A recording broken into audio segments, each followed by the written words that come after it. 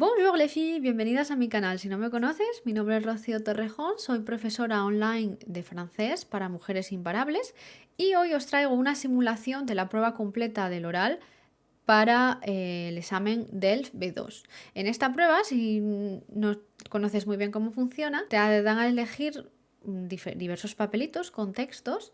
Tú coges dos al azar y tienes que elegir uno de ellos para hacer una exposición oral donde hablas tú sola y al final de esa exposición te hacen preguntas para hacer como un debate. Entonces, ¿qué pasa desde el momento que elegimos ese papel al momento en el que salimos por la puerta del examen?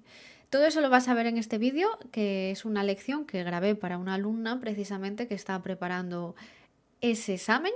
Y bueno, voy a leer un texto elegido al azar de un modelo de examen. Te voy a enseñar la estructura del borrador que tienes que tener clara cuando tengas esos 30 minutos para preparar el monólogo.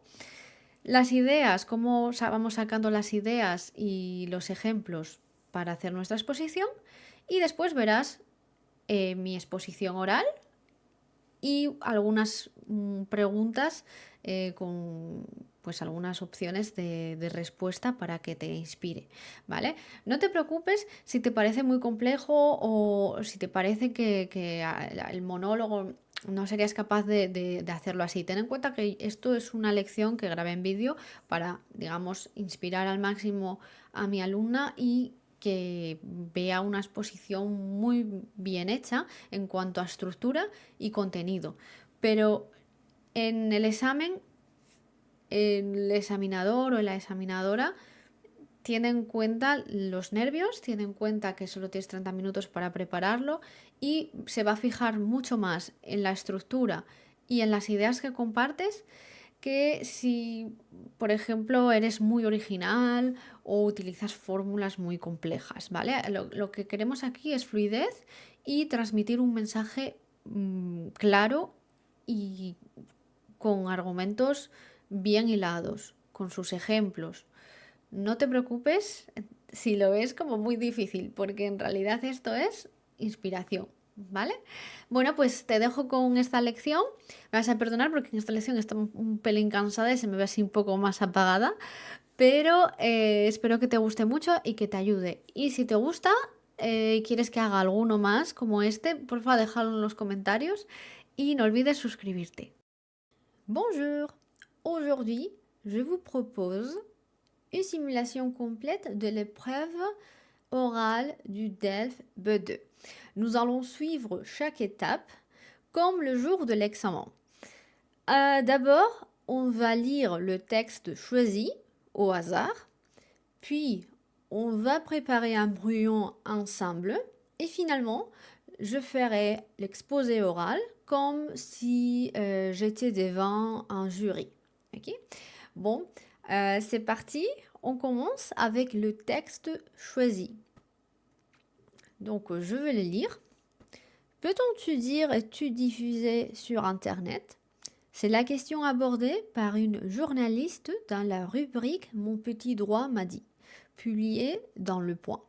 Selon cette journaliste, le blogueur est assimilé à l'éditeur d'un service de communication au public. En cas de plainte, les juges considèrent qu'il est responsable non seulement des propos émis, mais aussi des commentaires postés par des tiers sur son blog. Les risques auxquels on s'expose sont ceux de désinformation, voire diffamation ou d'injures. Des sanctions peuvent être prises à l'encontre de tous, journalistes compris, dès lors que les propos salissent la réputation ou l'honneur d'une personne. En choisissant volontairement de publier ou de ne pas publier une information, vous devenez citoyen, acteur de votre vie et du monde qui vous entoure. Alors, selon vous, peut-on-tu dire es-tu diffusé sur Internet? Quelles limites vous fixez-vous? Ok, nous avons ce texte qui aborde la diffusion de l'information sur Internet. Ok, la première chose qu'on va faire, c'est un brouillon. Après avoir lu le texte, on va faire les structures du brouillon et c'est quelque chose comme ça. Je vous montre. Là, on a la problématique, c'est-à-dire la question principale. Là, on a peut-on tout dire et tout diffuser sur Internet parce que les titres, il est déjà assez clair, on va dire. Il nous aide un peu à dégager la problématique. Après, ça serait la compréhension du sujet. Ça va être la partie contexte ou introduction. Et après, nous avons le plan détaillé. Je vais vous montrer comme ça. On a 3 points pour les avantages. Normalement, on fait 3 arguments positifs avec des exemples. Alors, ça serait dans ce cas-là les avantages de la liberté d'expression sur Internet. Ok. Après, on a les dangers, ça serait les inconvénients, les obstacles, ça dépend du sujet.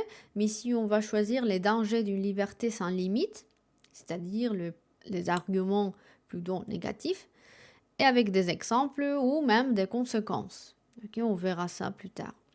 Finalement, on va exposer des points comme des propositions ou des alternatives ou des mesures vers une liberté d'expression responsable avec des exemples ou des arguments personnels pour pouvoir développer ce sujet.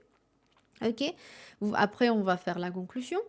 Et finalement, je vous conseille dans votre brouillon d'avoir des connecteurs, de prendre des notes et mettre des connecteurs pour pouvoir les utiliser plus tard.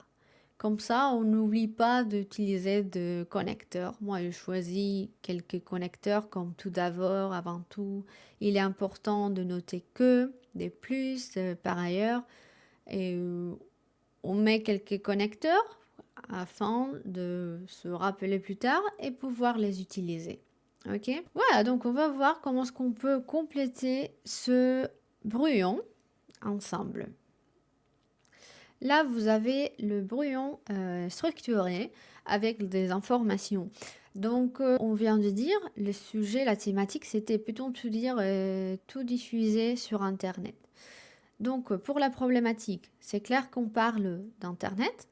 On doit contextualiser comment est-ce qu'on utilise Internet aujourd'hui, de nos jours. Donc, j'ai mis espace de communication et d'information incontournable. Incontournable, ça veut dire c'est presque obligatoire. Ok, on a tous, on s'en sert tous. Voilà, on utilise Internet tous les jours. Après, on a liberté d'expression, un droit fondamental avec des risques. Ok. Et problématique, c'est-à-dire, peut-on publier sans limite ou faut-il une régulation? Là, c'est une façon de reformuler la phrase, la question principale, pour nous aider à l'heure de faire l'introduction, la contextualisation. Ok. Après, on passe, moi je pensais aux avantages, et on a accès rapide à l'information. Par exemple, quand il y a une catastrophe naturelle, comme la Dana à Valence, donc on peut, c'est vraiment utile pour avoir des informations, pour se coordonner et pour appeler les secours ou même euh, prévenir de gens sur les réseaux sociaux pour s'organiser et pouvoir trouver de l'aide, etc. Okay. Après, je choisis comme argument positif, le deuxième, ça serait utile des mobilisations citoyennes. Donc comme ça, on peut relier les idées et continuer à parler d'autres mouvements sociaux, comme par exemple le MeToo, Black Lives Matter, et pour dénoncer des injustices. Alors, le troisième argument, ça serait diversité des opinions, c'est-à-dire permet à chacun de partager ses idées sans passer par les médias traditionnels. Donc, c'est un utile très pratique pour s'exprimer et pour échanger, discuter des différentes thématiques, sujets, problématiques, etc. Voilà. On passe aux arguments négatifs ou plutôt les inconvénients. Et là, c'est un peu comme les dangers d'une liberté sans limite. Donc, on a la désinformation et manipulation de l'opinion. Par exemple, pour les fake news, les Covid, bon, on peut ajouter des exemples concernant les fake news. Diffamation et cyberharcèlement, ça c'est un sujet dont on peut parler pendant des heures. Donc je pense que c'est très important de l'introduire là, de l'intégrer dans notre discours. On peut parler des exemples comme des célébrités qui sont menacées en ligne, les commentaires méchants, etc. Et aussi, on peut parler de l'anonymat sur les réseaux sociaux. Et finalement, le troisième, c'est la normalisation des insultes. Comme on le voit tous les jours, il n'y a pas vraiment un contrôle, on le normalise. Alors, on peut parler juste après des conséquences psychologiques comme le harcèlement scolaire, académique et professionnel. Voilà. Bon, ça serait le côté argument positif, argument négatif. Et après, nous avons comme des alternatives ou bon, des propositions et des idées qu'on va partager avec l'examinateur ou examinatrice. Ok.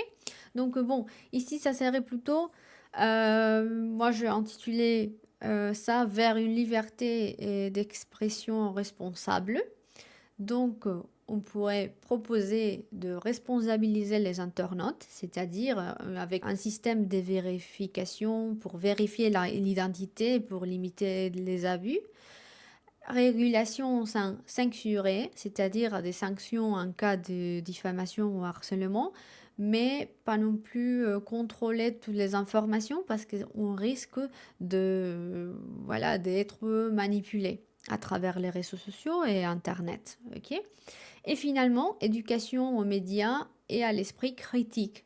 On peut parler de l'école, du collège, au lycée, où on peut enseigner comment identifier les fake news et comment se comporter en ligne. Okay. Voilà, et finalement, une conclusion assez nette, on a que Internet, c'est un outil puissant qui doit être utilisé avec responsabilité. Alors, il faut avoir de la liberté d'expression, mais aussi trouver l'équilibre pour éviter une liberté de diffamer ou de nuire les autres, voilà, de nuire. Et finalement, trouver un équilibre entre expression libre et respect de l'autrui. Ok. Voilà, donc ça serait le brouillon. Et maintenant, je veux faire l'exposé oral comme si c'était le jour de l'examen. C'est-à-dire, on va ordonner toutes ces idées avec des connecteurs et aussi avec une structure pour pouvoir parler pendant quelques minutes, au moins 5 minutes. Ok? Donc, c'est parti. Le texte dont je veux vous parler aujourd'hui est le sujet numéro 5. Il est intitulé Peut-on tout dire et tout diffuser sur Internet? Et il a été publié sur le site networkersindthecity.com. Ce document aborde la diffusion de l'information sur Internet et plus spécifiquement, il met en avant le risque lié à la liberté d'expression sur Internet. À partir de cet article où on nous parlait de risques auxquels on s'expose, comme la diffamation sur Internet, je vais dégager et présenter les arguments positifs et négatifs afin de répondre à la problématique principale présentée par ce document. En d'autres termes, si tout est permis sur Internet et si l'on peut diffuser librement des informations sans conséquence. Ok. Aujourd'hui, Internet est devenu un espace incontournable de communication et d'information. Chaque jour, des millions d'utilisateurs partagent du contenu sous différentes formes, des articles, des vidéos, des opinions ou des commentaires par exemple. La liberté d'expression, qui est un droit fondamental, trouve ici un espace d'application privilégiée. Cependant, cette liberté n'est pas sans risque et peut engendrer des dérives. Il convient d'examiner les avantages de cette liberté d'expression, puis d'en analyser les dangers avant d'envisager des solutions pour une utilisation responsable d'Internet. Alors, tout d'abord, Internet permet un accès rapide à l'information. Grâce aux réseaux sociaux et aux plateformes en ligne, les citoyens peuvent être informés en temps réel des événements d'actualité, sans dépendre uniquement des médias traditionnels. Par exemple, lors des inondations causées par la Dana à Valence, les réseaux sociaux ont joué un rôle clé en diffusant rapidement des alertes, en coordonnant les secours et en facilitant l'organisation des collectes et de dons. Ensuite, Internet constitue un outil de mobilisation citoyenne puissant. Et les mouvements sociaux comme MeToo, Black Lives Matter ont émergé et se sont amplifiés grâce aux plateformes numériques, comme par exemple Instagram, TikTok, X, etc., permettant de dénoncer des injustices et de sensibiliser l'opinion publique à une échelle internationale ou même mondiale. Ces mouvements ont illustré la capacité d'Internet à fédérer des individus autour de causes communes et à accélérer les changements sociétaux. Enfin, la diversité des opinions est un autre atout majeur de l'usage d'Internet. Contrairement aux médias traditionnels, Internet donne la possibilité à chacun de nous de partager des idées librement, favorisant ainsi le débat public et l'échange des points de vue variés. Cette diversité contribue à enrichir la réflexion collective et à stimuler l'esprit critique des citoyens. Toutefois, cette liberté d'expression sans régulation présente aussi des dangers. L'un des principaux risques est la désinformation et la manipulation de l'opinion. La propagation des fake news est un phénomène courant sur Internet. Et par exemple, pendant la pandémie Covid-19, de nombreuses rumeurs ont circulé, et comme la fausse théorie selon laquelle la 5G était responsable de la propagation du virus. De même, lors des inondations de la Dana, une photo d'un pompier épuisé a été détournée pour exagérer le nombre des victimes, alimentant ainsi la confusion et l'inquiétude des gens. Un autre problème majeur est la diffamation et le cyberharcèlement. Parce que l'anonymat offert par Internet encourage certains individus à propager des discours haineux et à menacer d'autres personnes en ligne à travers des commentaires ou de messages privés sur les réseaux sociaux. Les célébrités et par exemple les influenceurs sont régulièrement victimes d'harcèlement en recevant des commentaires et des menaces. Et ce phénomène ne touche pas uniquement les personnalités publiques, sinon il touche aussi de nombreux adolescents, enseignants, employés et tout le monde peut subir également du harcèlement numérique, ce qui peut avoir des conséquences psychologiques graves. Par ailleurs, la normalisation des insultes est un phénomène inquiétant. De plus en plus, les internautes considèrent qu'il est normal de lire ou d'écrire des messages agressifs sur les réseaux sociaux. Ce climat de violence verbales, des violences verbales favorisent le harcèlement scolaire, professionnel et transforment l'Internet en un espace potentiellement toxique et même une arme. Ok. Alors, face à ce dérive, il est essentiel de promouvoir une liberté d'expression responsable. Et pour cela, je pense que on pourrait envisager plusieurs mesures. Tout d'abord, il est nécessaire de responsabiliser les internautes. L'instauration d'un système de vérification d'identité lors de la création d'un compte sur les réseaux sociaux, comme par exemple Instagram ou TikTok, Facebook, etc. Cette création, cette vérification d'identité pourrait permettre de limiter les abus et d'identifier les auteurs de contenus qui ne sont pas appropriés en cas de nécessité. Alors, je pense que cette mesure inciterait chacun à assumer les conséquences de ses propos en ligne.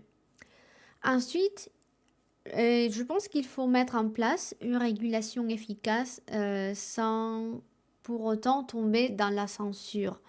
Des sanctions doivent être appliquées en cas de diffamation ou d'un harcèlement en ligne afin de dissuader les comportements nuisibles et de protéger les victimes. Et aussi, moi, je pense qu'il est important de parler de ces sujets à l'école et dans le cadre académique, on va dire. Enfin, l'éducation aux médias et à l'esprit critique est un levier fondamental pour lutter contre la désinformation et la haine en ligne. Sensibiliser les jeunes et les adultes aux dangers d'Internet et leur apprendre à vérifier les sources des informations qu'ils consomment permettrait de construire un environnement numérique plus sain et plus respectueux. En conclusion, Internet est un outil puissant qui offre des opportunités considérables en matière de liberté d'expression. Toutefois, cette liberté ne doit pas être synonyme d'impunité. Il est primordial de trouver un équilibre entre expression libre et respect d'autrui, afin que chacun puisse profiter des avantages d'Internet et des réseaux sociaux sans en subir les problèmes et les dérives. Une régulation adaptée associée à une responsabilisation des internautes est essentielle pour garantir un usage éthique et sécurisé du numérique aujourd'hui. À partir de cet exposé, l'examinateur ou examinatrice va nous poser quelques questions afin d'avoir un débat et discuter un peu plus. Ok, donc à partir de ce brouillon ou de cet exposé, voilà, qu'on vient de faire, on va, j'ai préparé quelques questions, je vais vous dire les questions et après je vais vous donner une réponse possible pour ce type de questions. Voilà. Donc par exemple, je pensais à cette question. Je veux enlever ça un moment. Voilà. Par exemple, à la question, pensez-vous que la régulation d'Internet pourrait limiter la liberté d'expression? Moi, j'essaye toujours de répondre d'une façon neutre, assez équilibrée. On peut donner notre opinion, mais il faut être aussi, voilà, assez objectif. Donc, à cette question-là, moi, je dirais, il est vrai qu'une régulation stricte pourrait poser la question de la censure, comme j'ai mentionné tout à l'heure. Cependant, l'objectif n'est pas d'empêcher les gens de s'exprimer, mais plutôt d'éviter les abus et les comportements qui ne sont pas respectueux. Alors, afin d'éviter les cyberharcèlements, je pense qu'une régulation est nécessaire et une régulation bien pensée devrait sanctionner les comportements nuisibles tout en garantissant la diversité des opinions. Par exemple, des lois contre la diffamation existent déjà dans la presse traditionnelle ou dans les médias, sans empêcher les journalistes de faire leur travail. Donc, je pense que du côté réseaux sociaux, on peut faire la même chose. Une autre question. Pensez-vous que l'anonymat sur Internet devrait être interdit? Alors, qu'est-ce qu'on peut répondre à ça? On peut dire, d'une façon équilibrée, on pourrait dire pas forcément interdit, mais mieux encadré. C'est-à-dire, l'anonymat a des aspects positifs, par exemple pour protéger les personnes qui habitent dans les pays qui sont en guerre ou qui sont sous des régimes autoritaires. Ok. Toutefois, il est aussi utilisé pour diffuser des discours qui ne respectent pas les autres ou des discours, des comportements méchants sans conséquence. Alors, une solution intermédiaire pourrait être de rendre obligatoire une identification lors de la création d'un compte sans forcément rendre ces informations publiques, c'est-à-dire seulement pour la plateforme, afin de pouvoir poursuivre les auteurs en cas de comportement illégal. Mais voilà, ça serait plutôt un système de sécurité. Voilà. Une autre question qu'on pourrait avoir, c'est à votre avis, comment peut-on sensibiliser les jeunes aux dangers d'Internet? Voilà. Moi, je pense que cette question, elle est assez simple parce que ça nous permet de parler d'éducation, ateliers, etc. Donc, alors, on pourrait dire l'éducation joue un rôle clé et les écoles devraient inclure des cours sur l'usage des plateformes et des réseaux sociaux et sur l'usage responsable, bien sûr, et aussi parler des dangers des fake news et de la désinformation. De plus, les campagnes de sensibilisation menées par des influenceurs ou des experts en cybersécurité pourraient toucher les jeunes et aussi un large public. Voilà. Enfin, il serait intéressant d'impliquer les parents, les profs aussi, pour leur donner des outils pour accompagner leurs enfants dans leur usage responsable d'Internet. Voilà, donc ça serait tout. On peut avoir, je pense qu'on peut préparer quelques questions avant de présenter l'exposé, mais il ne faut pas stresser parce que ils vont pas être des questions très difficiles. Normalement, c'est plutôt pour voir comment est-ce qu'on s'exprime et comment est-ce qu'on donne notre opinion. Alors, je vous conseille d'utiliser des phrases pour donner votre opinion et pour donner des exemples, comme les cas des il est important de noter que, il faut mentionner, je crois, je trouve, je pense, personnellement aussi, on pourrait l'utiliser, etc. Ok? Voilà, donc à la prochaine. Au revoir. Si quieres cargar algún vídeo, si te gusta este tipo de vídeos donde hago simulaciones reales de pruebas orales de exámenes DELF, por favor déjamelo en comentarios para que me anime a hacerte alguno más y subirlo por aquí. Bueno, pues te dejo con la lección, espero que te sirva mucho y no olvides suscribirte, ¿vale? Venga, ánimo con el examen.